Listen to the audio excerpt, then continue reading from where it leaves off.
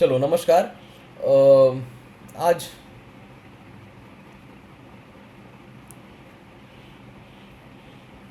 आज हम लोग एक इजीएस्ट ट्रेड देखने वाले हैं। आज हम लोग बहुत दिनों बाद मिल रहे हैं, तो मैं आपको एक एडवाइस करना चाहूँगा। देखो, जो ट्रेड आपको इजी लग रहा है उसे पहले टारगेट करो। जो प्राइस एक्शन आपको इजी लग रहा है उसे पहले देखो। जो प्राइस एक्शन टफ है उसे टारगेट करने की कोई कोई ज़रूरत नहीं है। उसे ईगो पे मत लो कि मुझे ये प्राइस एक्शन क्यों नहीं आया। ओके, तो जब जब आप इजी इजी प्राइस एक्शंस को टारगेट करोगे तो आपका एक्यूरेसी लेवल बढ़ जाएगा। ठीक है, अब मैं आपको बहुत ज़्यादा बोल बोल के बोर नहीं करूँगा। Let's move to the trade. देखो, यहाँ पे आपको दिखा है एक एक रेजिस्टेंस है। तो मुझे लगा कि इसके बाद ये रेजिस्टेंस सपोर्ट का काम करेगा, क्योंकि मार्केट इससे ऊपर चला गया था। ठीक है, तो मैंने यहाँ पे एक रेजिस्टेंस जोन जो था वो ड्रॉ कर लिया। ओके, ड्रॉ कर लिया।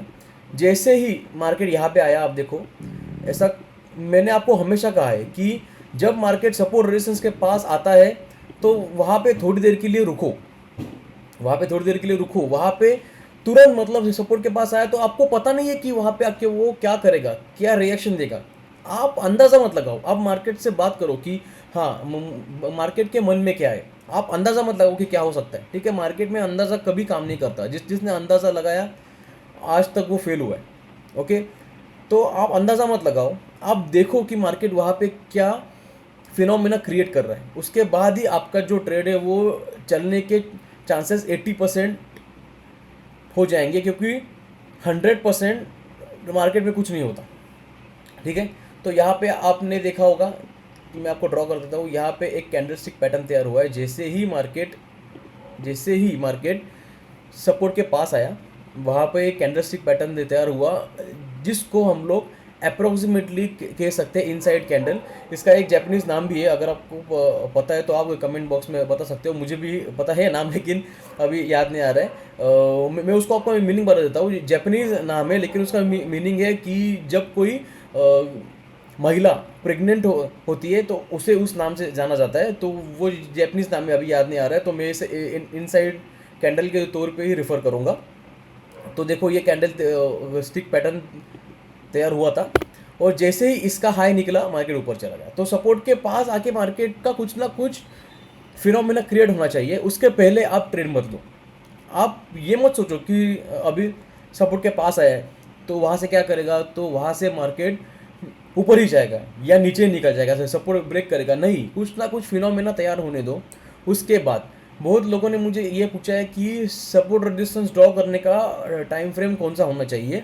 तो अगर आप इक्विटी में प्रैक्टिस कर रहे हो तो आप 5 मिनट भी ले सकते हो। और अगर आप प्रैक्टिस कर रहे हो ऑप्शन में, सो आप 1 मिनट 3 मिनट रख सकते हो। 5 मिनट अगर रखोगे तो आप में उतनी पावर चाहिए कि आप उतने देर तक ट्रेड को हैंडल कर सको, क्योंकि ऑप्शन में क्या होता है, वो मूवमेंट बहुत फास्ट होती है।